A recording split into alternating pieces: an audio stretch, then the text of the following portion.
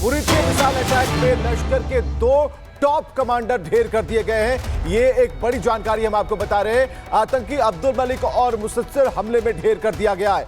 तो 2 top commander के बारे में बड़ी सूचना आ रही है। मुरीद के मिसाइल अटैक में लश्कर के 2 टॉप कमांडर, अब नाम आमने सामने बिल्कुल हो रहे हैं और ये तस्वीरें भी हम चला रहे हैं। देखिए, तलाश जिनकी थी वो मिल गए, लेकिन मिले किससे? मिसाइलों से मिले।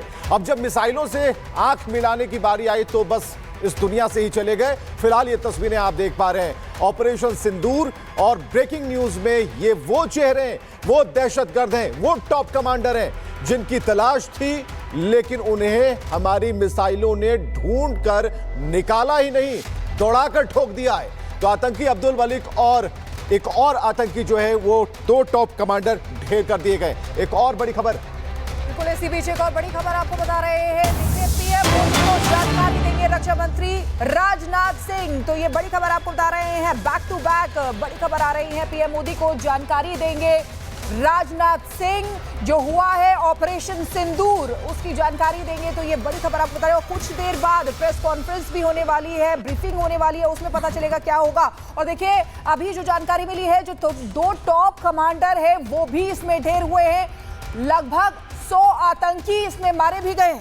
और इसी बीच एक और बड़ी खबर, पीएम आवास पर पीएम मोदी और एनएसए की बैठक इस समय जारी है।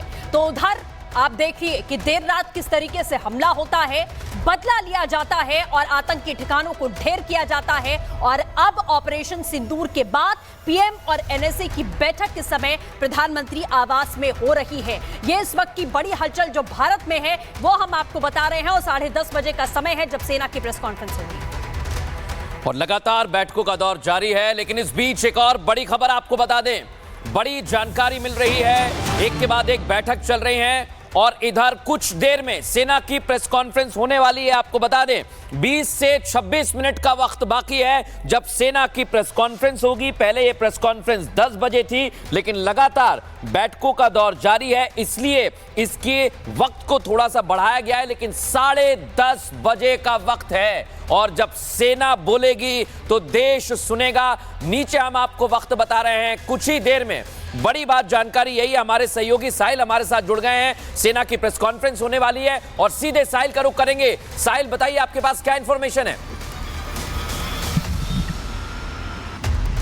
देखिए, एनएसए और अंदर पीएम मोदी मौजूद है, दोनों के बीच बातचीत चल रही है। जो जिस तरीके से रात के समय एयर स्ट्राइक की गई है उसकी पूरी जानकारी जो है पीएम मोदी को दी जा रही है। और ऐसा माना जाता है कि 10:30 बजे के आसपास जो है सेना जो है प्रेस कॉन्फ्रेंस करेगी और एयर स्ट्राइक से संबंधित पूरी जानकारी मीडिया से साझा की जाएगी। आखिर किस तरीके से इस पूरे अटैक को जो है अंजाम दिया गया है, क्योंकि रात के समय 1:30 बजे के आसपास जो था, जो जेट थे वो पाकिस्तान की तरफ जाते हैं और लगभग 9 ठिकानों को जो है नष्ट कर दिया जाता है। तो इस पूरी जानकारी देने के लिए एनएसए अजीत डोभाल खुद कुछ ही देर पहले पीएम हाउस पहुंचे हैं और इसीलिए प्रेस कॉन्फ्रेंस का जो समय है वो बढ़ा दिया गया है। पहले 10 बजे था, अब 10:30 बजे हो चुका है। कुछ ही देर में यहाँ से एनएसए जो है वो निकलेंगे बातचीत करने के बाद। उसके बाद मीडिया सेंटर के अंदर पूरी जानकारी जो है मीडिया से साझा की जाएगी कि आखिर कितने आतंकवादी जो है इस पूरे अटैक में मारे गए हैं, कितने जो लोकेशन चिन्हित की गई थी उन लोकेशन। और इसी बीच एक और बड़ी खबर आपको बता दें, रक्षा मंत्रालय में सीडीएस और रक्षा मंत्री की बैठक भी जारी है। तो बैठकों का सिलसिला लगातार जारी है।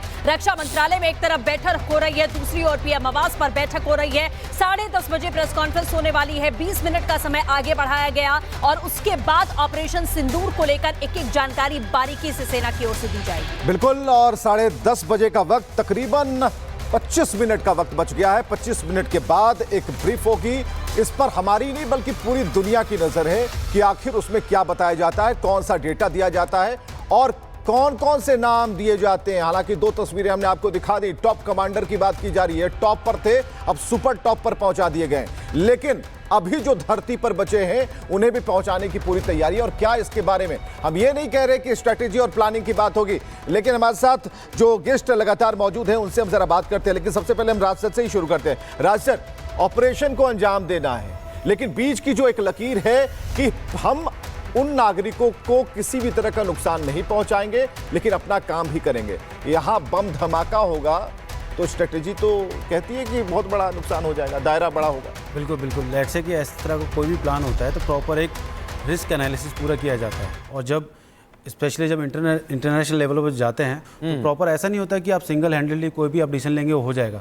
तो प्रॉपर रिस्क असेसमेंट होता है, काफ़ी जितने भी स्टेक होल्डर्स होते हैं उनको बुलाया जाता है, तब पूरा थ्रेट परसेप्शन वगैरह देखते हुए और जो भी हम एक्शन लेंगे हर एक एक्शन के फॉल आउट्स वगैरह पर सब पे काम किया जाता है, तब जाके किसी एक पर फाइनल किया जाता है और उस पर फिर ढंग से काम किया जाता है। जो भी आप मीटिंग का सिलसिला आप सुबह से जो चल रहा है उसमें वही डेलिब्रेशंस हो रहे हैं कि क्या हमारा अटैक कितना सक्सेसफुल हुआ है, और वही अब इसकी तैयारी की जा रही है कि अब मीडिया में हम क्या बताना है, लोगों को क्या क्या अपडेट्स देने हैं, तो उसी के बारे में तैयारी चल रही है। मैं आपके पास लौट रहा हूं, लगातार बैठकें चल रही है। हमारे साथ खास मेहमान स्टूडियो में मौजूद है, कर्नल शैलेंद्र इस समय हमारे साथ हैं। थोड़ा वक्त बाकी है कर्नल शैलेंद्र, और उसके बाद बड़ी प्रेस कॉन्फ्रेंस होगी। इस प्रेस कॉन्फ्रेंस में सेना क्या जानकारी दे सकती है, किस तरह से सेना ने ऑपरेशन को अंजाम दिया, लिखा है कि जस्टिस सर्व, क्या क्या जानकारी और दी जा सकती है सर? आप लोगों ने एक बड़ी अच्छी सी बात बोली कि अब सेना बोलेगी। सेना बोल चुकी है, सेना अपना काम बोल चुकी है, अब वो सिर्फ आपको बताएगी कि क्या हुआ। इसलिए, और मैं इनफैक्ट राज में एक आपसे डिस्कस करता हूँ, मैं हमने तैयारी नहीं करी, कर लो क्या करोगे, तब भी हमने स्ट्राइक कर दी। नहीं, आप देखो भाई कौन कौन से डैमेज असेसमेंट करने, ये तो हमारा इंटरनल मामला है। शैलेंद्र सर, जैसा आपने कहा कि सेना बोल चुकी है और अब बताएगी आपको। 1:30 बजे ऑपरेशन होता है और 1:30 बजे ही ये ट्वीट करके बता दिया जाता है कि हमने कर दिया। हमारे को कुछ हाइड नहीं करना। हमने कभी नहीं बोला था कि हम पाकिस्तान के ऊपर अटैक कर रहे हैं। हमने अपना काम करना था, हमने काम कर दिया। अब ये पाकिस्तान के ऊपर है कि क्या वो कौन सा मैसेज लेकर यूएन में फिर से जाएगा, यूएस के पैर पकड़ेगा। चाइना फैक्टर बड़ा लंबा चौड़ा चल रहा था पिछले 12 दिन से। बता दीजिए कौन सी चाइना की फोर्सेज आ गई। वो टर्की बोल रहा था कि मैं जहाज भेज रहा हूं। ये सब जो होता है ना, ये ड्रामेबाजी और प्रोपोगंडा, क्यों वो फिर डिनाई होता है? को छोड़ रहे, बांग्लादेश भी तो कह ही रहा था। नहीं, बांग्लादेश देखिए इसलिए क्योंकि बांग्लादेश में अभी भी एक छोटा सा उन्हें प्रॉब्लम है, क्योंकि बांग्लादेश की जो तीस्ता रिवर ट्रीटी है वो अगले साल उसकी एक्सपायरी है।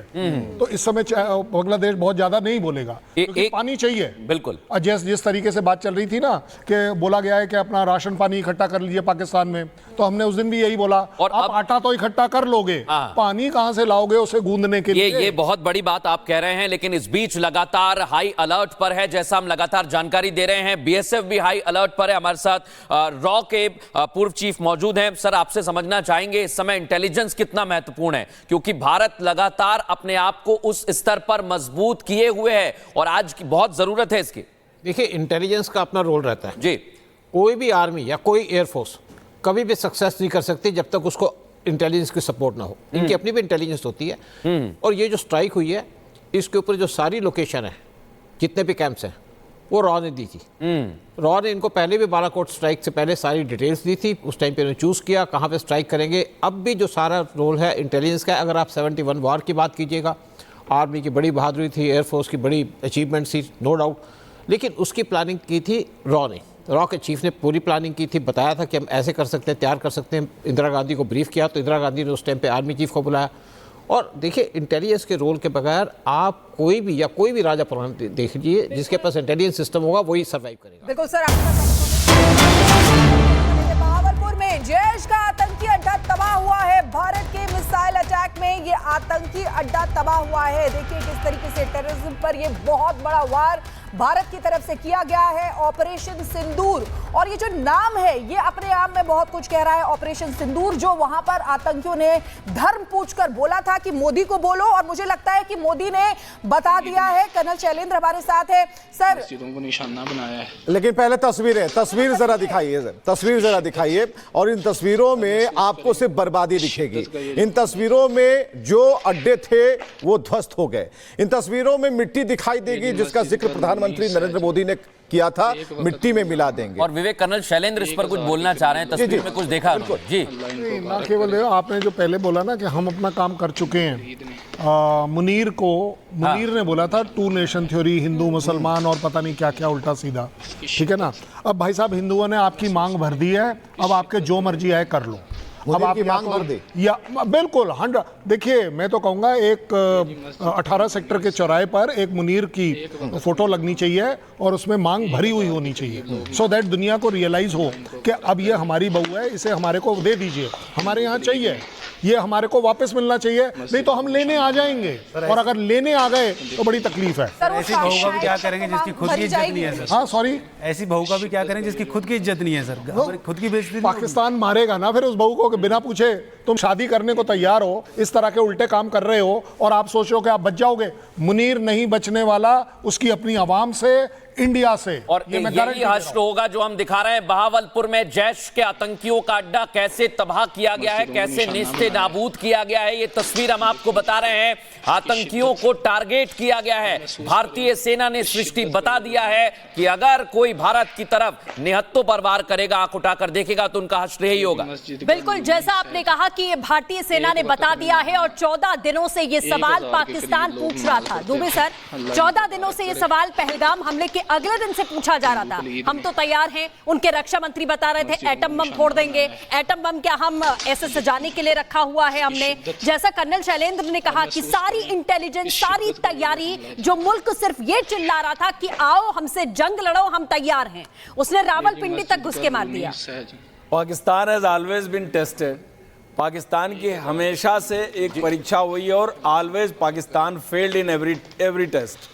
अब बात आ जाती है 14 दिन की। दुबे सर, हम लोग बहुत दुबे जल्दी सर, भूल जाते हैं। एक जगह वो जीते हैं जी, एक ही फील्ड है जहां जीते हैं, वो है इलेक्शन। पॉलिटिकल इलेक्शन जीत के अलावा कोई जगह किसी लड़ाई में किसी तरह से कभी नहीं जीते हैं। सॉरी। तो पाकिस्तान आर्मी के पास एक देश है, लेकिन पाकिस्तान देश के पास कोई आर्मी नहीं है, ये तो सबको पता है।